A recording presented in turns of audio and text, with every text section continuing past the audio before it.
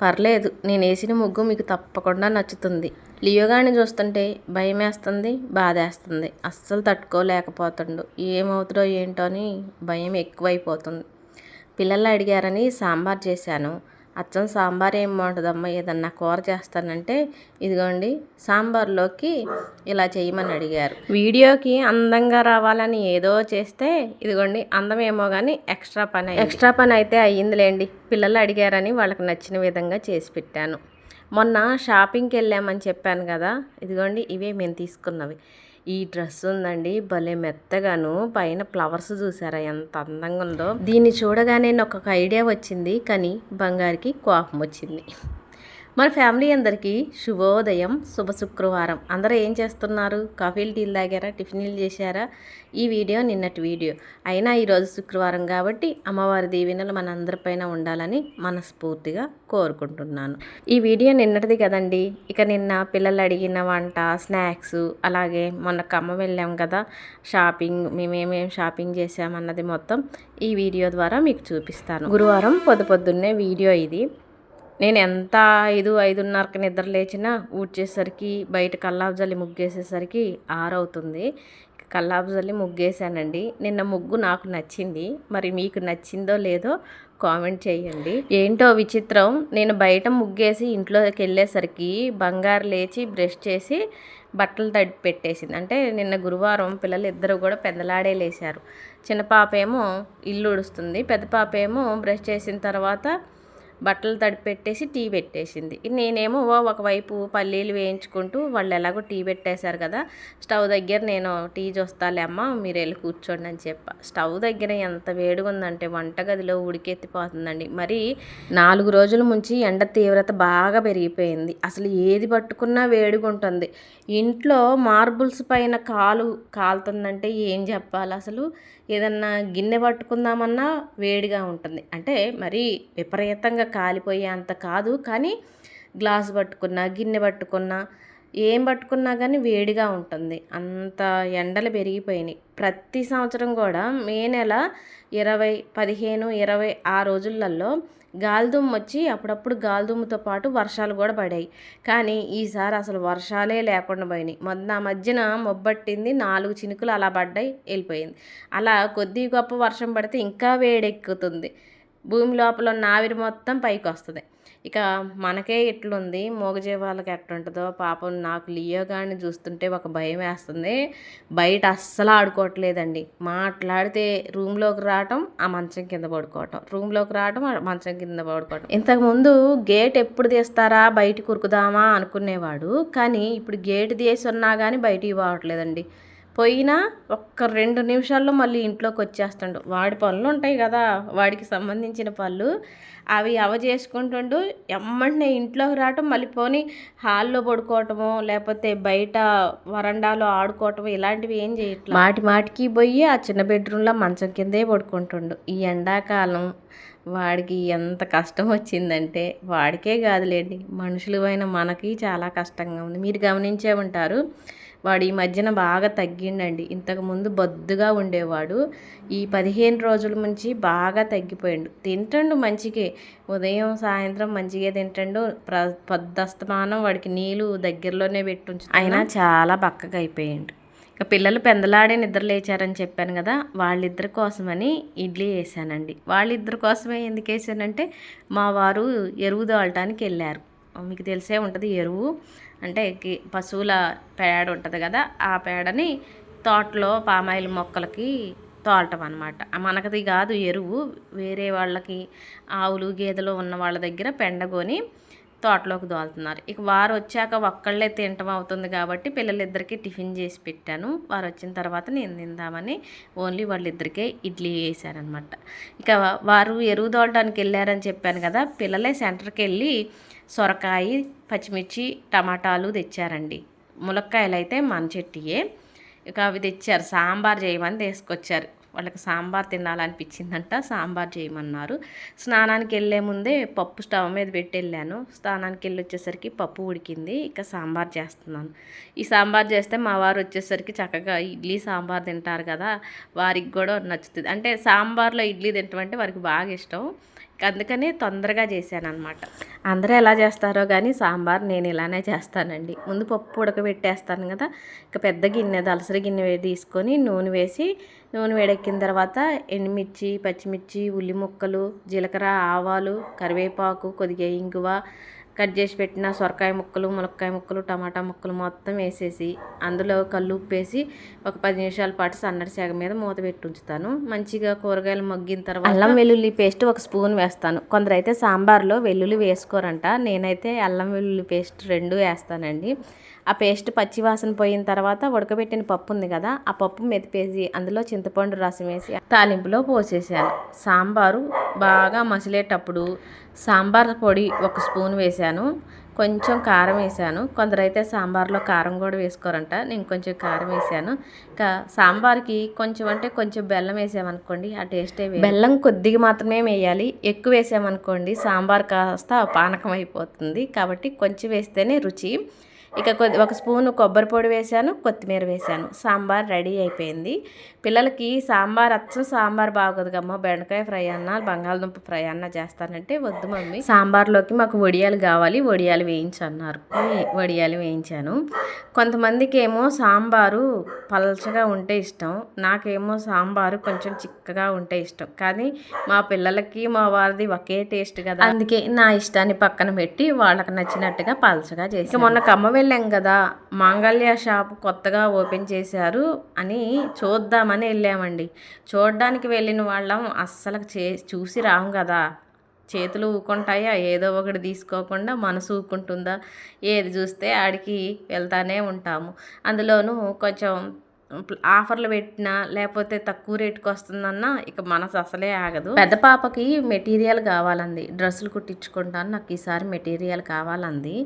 అయితే మనకి దగ్గరలో నేను ఎక్కువ పిల్లలకి మమ్మీ డాడీ కానీ తిరువూరులో ఆకృతిలో కానీ తీసుకుంటానండి. పిల్లల వరకు అయితే మమ్మీ డాడీ ఆకృతి ఈ రెండిట్లోనే తీసుకుంటాను. ఇక అక్కడికి ఎలాగో వెళ్ళాం కదా, ఆఫర్లో ఈ డ్రెస్సులు కనిపించినాయి. అందులోనూ చాలా మెత్తగా ఉన్నాయండి, ఎంత మెత్తగా ఉన్నాయండి, దూదిలాగా భలే ఉన్నాయండి. నేను డ్రెస్సులు వేసుకోను కానీ నాకు అనిపించింది అనమాట, ఇలా మెత్తటి డ్రెస్సులు కుట్టించుకొని వేసుకుంటే ఒంటికి ఎంత హాయిగా అనిపిస్తుందో అని. చాలా మెత్తగా ఉన్నాయి. ఇక ఈ డ్రెస్ ఏమో నాకు నచ్చింది, తనకి నేను తీసుకున్నాను. అంటే ఏవైనా నేనే తీసుకున్నాయి, కాకపోతే ఒకటేమో తనకి నచ్చింది తీసుకుంది, ఒకటేమో నాకు నచ్చింది తీసుకుంది అనమాట. మొదట పెట్టిందేమో నాకు నచ్చి నేను తీసుకున్నాను. ఇక ఇది రెండోదండి, ఇది కూడా చాలా మెత్తగా ఉంది. పిల్లలకి కొంచెం మెత్తగా ఉన్నాయి అయితేనే వేసుకుంటారు. ఇప్పుడు పిల్లలు ఎవరైనా అంతే, ఏదో హెవీ డ్రెస్సులు తీసుకున్నా అవి మహా అయితే ఒక్క 10 నిమిషాల పాటే వేసుకుంటున్నారు. ఫంక్షన్లు అయినా పెళ్ళిళ్ళు అయినా వాటిని ఎప్పుడు తీసి పక్కన పడేసి టీ షర్ట్లు వేసుకుందామా లేకపోతే మెత్తటి డ్రెస్సులు వేసుకుందామా అని ఆలోచిస్తుంటారు కదా. మా పిల్లలు కూడా అంతేనండి, ఎక్కువ హెవీ డ్రెస్సులు అస్సలు వేయరు, చాలా మెత్తగా ఉన్నవే చూసుకుంటుంటారు. ఇక వాళ్ళకి నచ్చిన విధంగా ఇలా మెత్తటి డ్రెస్సులు తీసుకున్నాను. చాలా బాగుందండి ఈ డ్రెస్సు.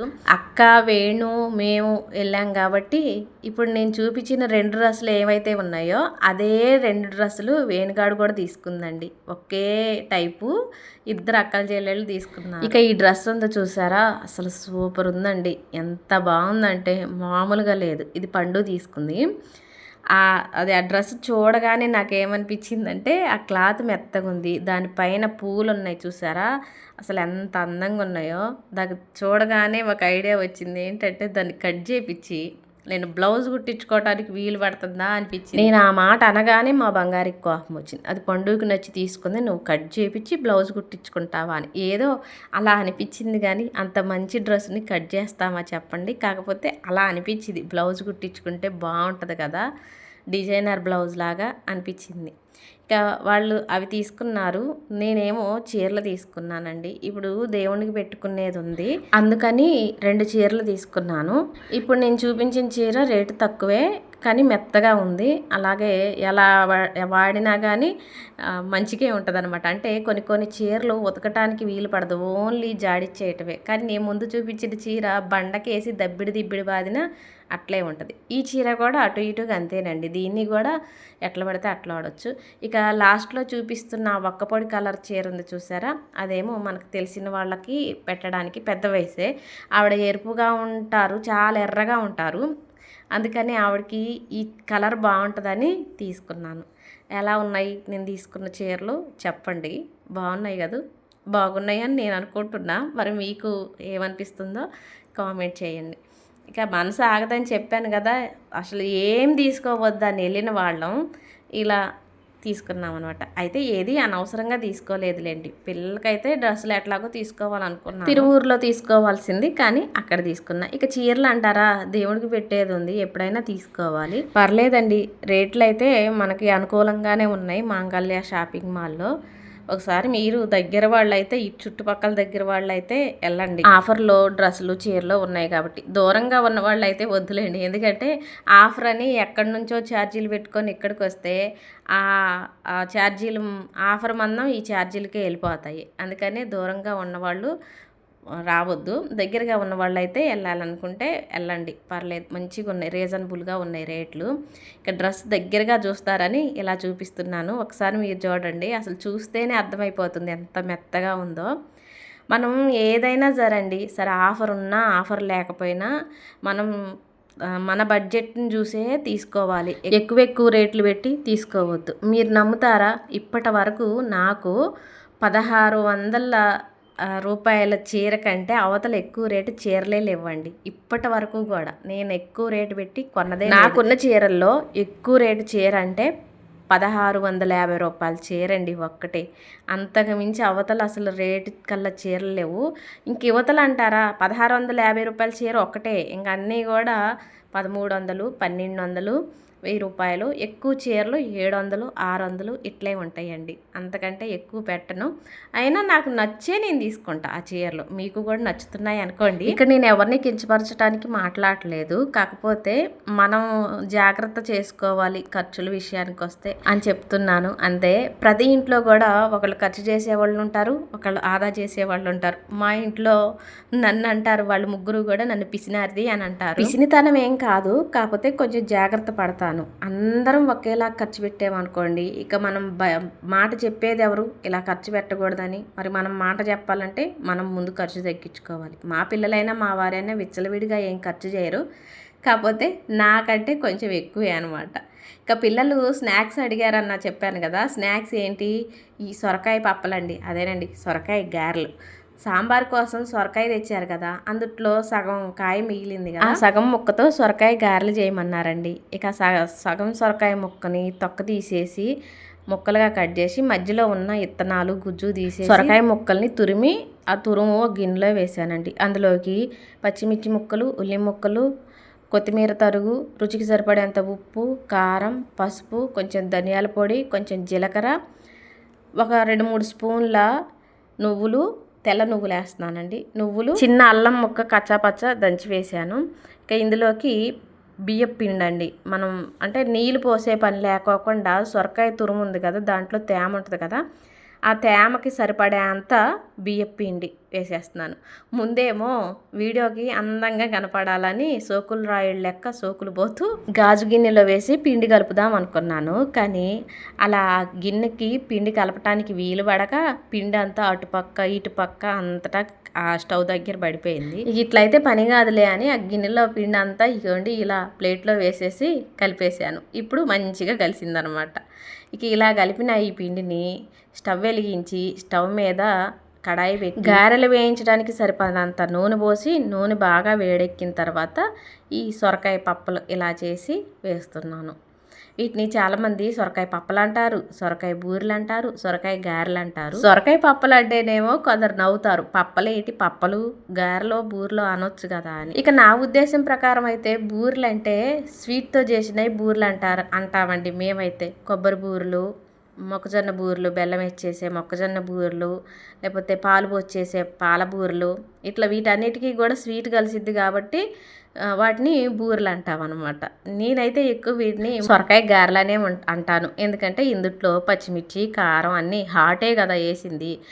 చెప్పడం మర్చిపోయాను, ఇందులోకి కొంచెం ధనియాల పొడి కూడా వేసానండి. ఇందాక చెప్పడం మర్చిపోయాను. ఇదిగోండి సొరకాయ గారెలు రెడీ అయిపోయినాయి. ఆయిల్ ఇది పల్లీ నూనె అండి. పచ్చళ్ళ కోసం తెచ్చిన నూనె ఉంది. ఇక ఆ నూనెతోనే ఇప్పుడు వంటలు చేస్తున్నాను. అసలు అయితే పల్లీ నూనె అంటే కొంచెం రేట్ ఎక్కువే, అయినా మరి ఇంట్లో ఉన్నది కదా, రేట్ ఎక్కువ కదా అని అట్లే దాచిపెట్టుకోం కదా, అందుకని ఆయిల్ అయిపోయిన దాకా ఇక దీంతోనే వంట చేసేద్దామని ఇప్పుడు అన్నీ ఈ పల్లీ నూనెతోనే వంట చేస్తున్నాను అనమాట. సొరకాయ గారెలు అయితే భలేగా వచ్చినాయండి. ఒకసారి మీరు గమనించారా, నేను చేస్తూ ఉంటే వీళ్ళు పిల్లలు మా వారు మధ్యలో అప్పుడప్పుడు వచ్చి తీసుకొని వెళ్తూ ఉన్నారనమాట. ఇవి వేడి వేడి మీద తింటే చాలా బాగుంటాయి.